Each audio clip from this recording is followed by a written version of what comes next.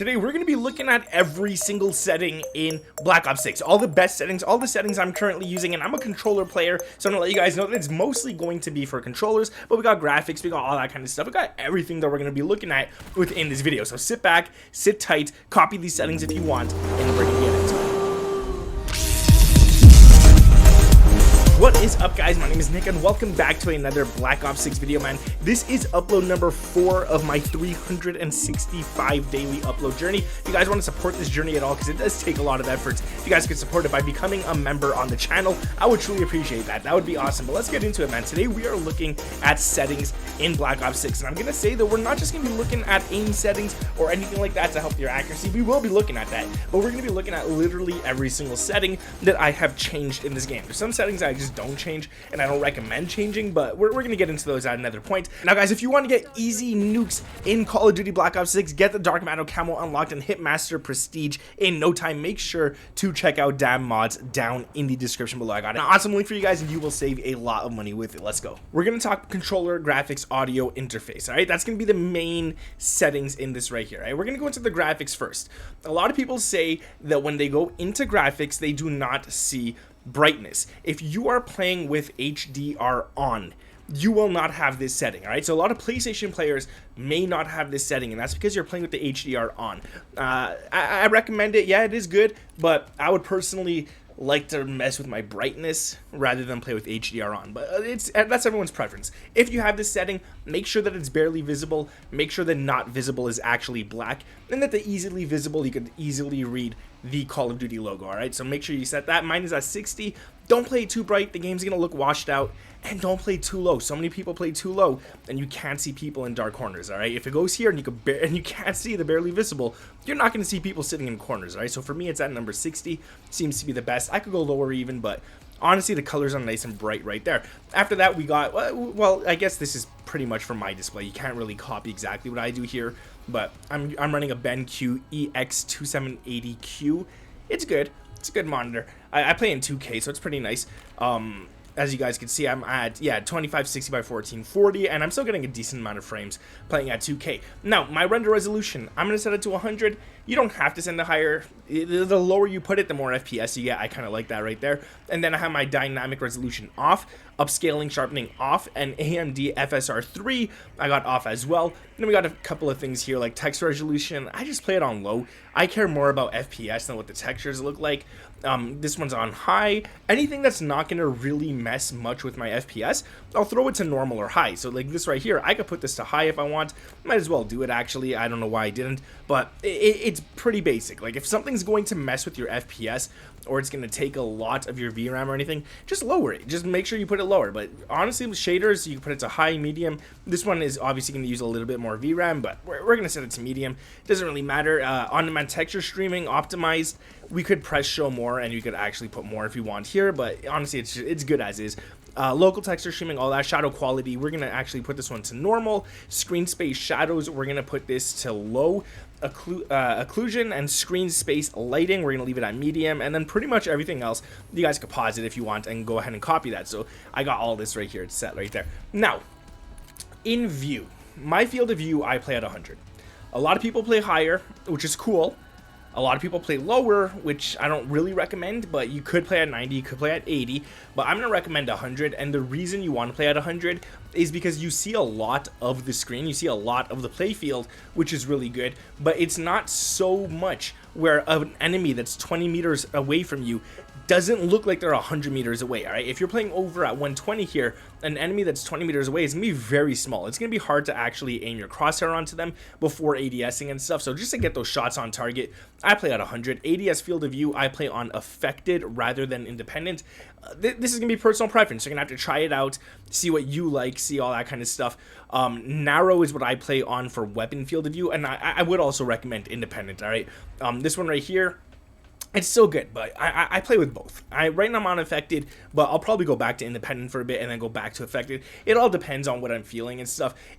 I would say if you are not too great at aiming down sights and staying on target and all that kind of stuff, I would put it on possibly independent. because it goes to its usual value, or affected. You got to see it for yourself. Let me go into the firing range to show you guys what I'm talking about. All right, so if I take this gun right here, I'm just gonna go quickly into the firing range, and I go back. Yeah, that's not what I meant to do. That's definitely not what I mean to do. Here it is right here.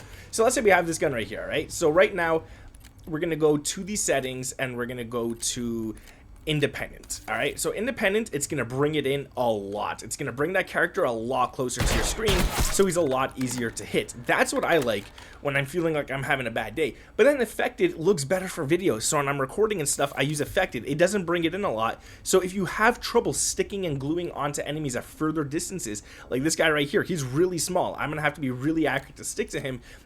You could go ahead and put it on independent.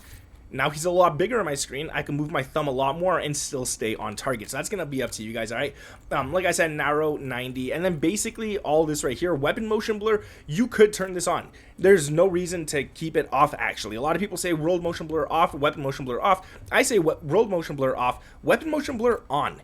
And the reason for that is because your eye is going to see it out of focus. If your gun is out of focus, your eyes are going to focus more on the map of what's ahead of you. If you ever take a picture with a camera and you see the picture afterwards, and there's something in focus and a lot of stuff out of focus, your eyes automatically look at the thing in focus. So if your gun is in focus, your eyes are going to be staring around that area. If you turn it on, you're going to be seeing a lot more of the map. You're going to be seeing like all those little movements that enemies do out in the distance and stuff that you might not normally notice. It's just really basic stuff, right? World motion blur, though, I will say turn that off. I play with this off when I'm recording. When I'm not recording, if I remember, I make sure to turn this on, and then at least for all of this right here for the camera shakes. Going into the controller settings, I have videos all over this, so I'm just going to really go quickly here. I play on a custom button layout. I jump, I should say, and mantle and stand and all that kind of stuff with R3, and I change stance, I slide, and I dive with L3. And the reason I do that is because I got tactical sprint assist on, so anytime I move my left stick, I automatically sprint. I don't have to worry about that. And then with this right here, I could jump shot and drop shot without removing my thumb from my joysticks. Everything else I pretty much leave the same, except I flip L1 and R1 right there. Okay, so I shoot and aim down sights. I aim down sights with L1 and I shoot with R1, and then I use L2 and R2 for lethals and tacticals. That's basically it right there. I play on a 1.90 sensitivity. You guys could copy that. I have my other settings video, my controller settings video for aiming that I uploaded a few days ago. You guys can check it out where I go into more detail talking about this stuff. Controller vibration off always. Trigger effect off. You don't want to have any haptics or any feedback like that. And then right here, this is my dead zone settings. You guys could go ahead and copy it. Like I said, if you want to see that other video, I'll go more into detail explaining why I choose everything the way I choose it. But basically, left stick minimum. I have stick drift, I gotta play at 5. And then right stick, you're gonna get a much stronger aim assist if you leave this above 0. If you put it to 0, your aim assist is gonna be very weak. So just put it above, all right? Next off, we got, I guess, aiming right here, aiming advanced settings. I play gradual, linear, and I play at 1. I used to play at 0.80, but right now I'm playing at 1. And then custom sensitivity per zoom, I only changed my low zoom to 0.90 right there. So that's it right there. Movement, I don't think I changed much. I mean, you guys could pause it. You guys could see everything right here. And then combat, I really doubt I changed anything in combat whatsoever. So that's it right there. And then audio, I'm going to say audio, there's some important things, all right? I play through my headsets that's connected to my speaker, so that's that right there. But I'm gonna say audio mix, you're gonna want to put Sucker Punch. All right, bass boost used to be the best in my opinion.